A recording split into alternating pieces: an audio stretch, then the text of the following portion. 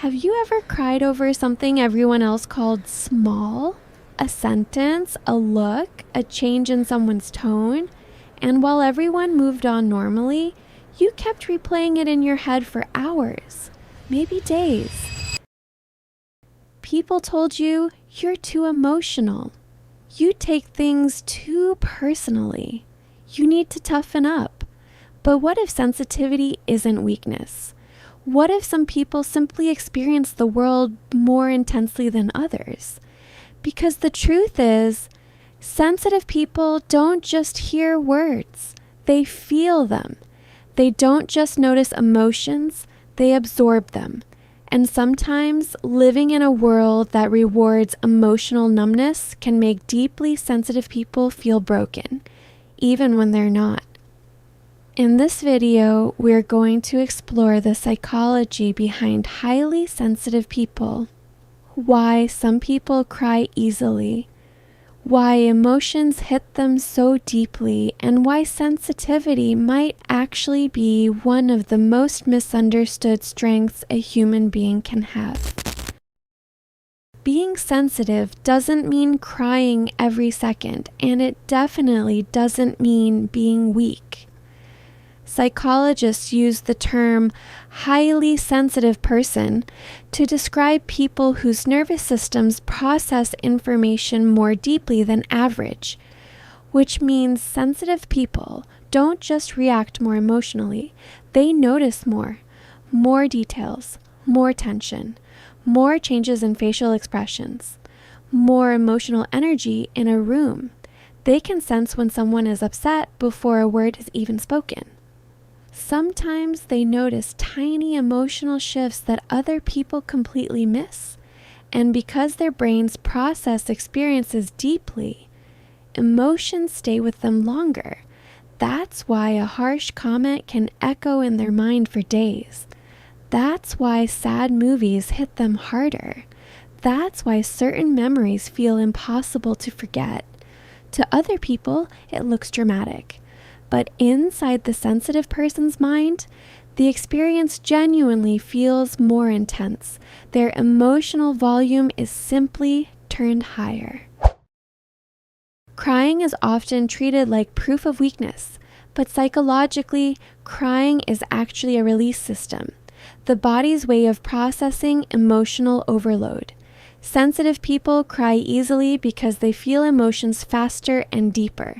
Not only sadness, frustration, empathy, overwhelm, rejection, even beauty. Some people cry while watching strangers help each other. Others cry because someone finally understood them. Sensitive people often struggle to hold emotions in because their nervous systems become overstimulated more quickly. Imagine emotional experiences like water filling a glass. For some people, stressful moments add a few drops. For sensitive people, those same moments can feel like someone pouring from a bucket. Eventually, emotions spill over, and that overflow becomes tears. Not because they're weak, because their emotional system is overloaded. One of the hardest parts about being sensitive is carrying emotions that don't even belong to you. Sensitive people are often deeply empathetic. They absorb moods like sponges. If someone around them is anxious, they feel anxious. If someone is angry, they feel tension in their own body. If someone they love is hurting, they carry that pain long after the conversation ends. This is why crowded places can feel exhausting, why conflict feels unbearable, why emotionally cold people can feel terrifying. Because sensitive people don't emotionally observe life from a distance, they emotionally enter it. And while empathy is beautiful, it can also become emotionally exhausting, especially when sensitive people spend their lives prioritizing everyone else's feelings while ignoring their own. Now we'll talk about the childhood connection. Many highly sensitive adults grew up in environments where they had to become emotionally aware very early. Sometimes they grew up around unpredictable emotions. A parent whose mood changed suddenly. A household filled with tension, criticism, conflict, emotional instability. So their brains adapted. They learned to constantly scan for emotional danger, to notice tone changes, facial expressions, energy shifts, because noticing emotions quickly became a survival skill. Over time, this hyper-awareness stays with them, even in safe environments. That's why sensitive people often overanalyze conversations, why they notice tiny changes in behavior, why they fear rejection so deeply. Their nervous systems learned early that emotional shifts could mean pain, and even years later, their brains still react as if danger might appear at any moment. So, why sensitive people overthink everything? Sensitive people rarely experience emotions briefly. They replay them again and again and again. A simple interaction becomes a mental movie. Did I say something wrong? Why did they answer like that? Are they upset with me? Did I embarrass myself? Their brains search endlessly for meaning because they process experiences deeply, and deep processing often creates overthinking. Sensitive people tend to reflect constantly because they want emotional clarity. But sometimes this reflection becomes emotional torture, especially when they care deeply about how others feel. The painful part is that sensitive people usually blame themselves first, even when something wasn't their fault. You know what is the problem with modern culture? Modern culture often praises emotional detachment. People admire those who don't care, who stay cold, who hide emotions easily. Meanwhile, sensitive people are told they're too much, too emotional, too soft, too dramatic. So many sensitive people spend years trying to become less sensitive. They force themselves not to cry. They pretend not to care. They hide their emotions to avoid judgment. But suppressing sensitivity doesn't remove emotions. It only buries them deeper. And eventually, buried emotions always find a way out. Sometimes through anxiety, sometimes through emotional exhaustion, sometimes through feeling completely numb. The truth is, sensitivity itself is not the problem. The problem is living in environments that punish emotional depth. One more important thing is that sensitive people love deeply. Sensitive people don't just feel pain deeply, they feel love deeply too. When they care about someone, they care completely. They remember little details, small changes in mood, things you said months ago. They genuinely want people to feel safe, understood, and valued. And because they feel emotions intensely, relationships affect them intensely too. That's why betrayal hits them so hard, why being ignored hurts deeply, why losing people feels devastating. Sensitive people often form emotional attachments stronger than others realize.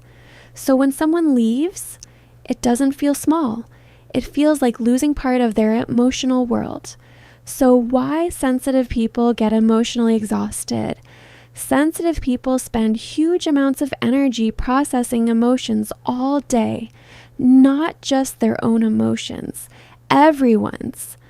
That constant emotional absorption becomes draining, especially when they're surrounded by negativity, conflict, criticism, or emotionally unavailable people. Over time, many sensitive people develop emotional fatigue. They start feeling mentally exhausted all the time. They withdraw socially. They crave silence. Alone time becomes necessary, not optional. And people often misunderstand this. They think sensitive people are antisocial, but really, their nervous systems just become overwhelmed faster. They need quiet because their minds rarely stop processing. Many artists, writers, musicians, and storytellers are highly sensitive people because sensitivity increases emotional awareness. Sensitive people notice beauty others overlook, tiny moments, human emotions, atmosphere, meaning. They feel connected to music deeply, stories deeply, memories deeply. That emotional depth often fuels creativity. Some of the most emotionally powerful art in history came from people who felt everything intensely.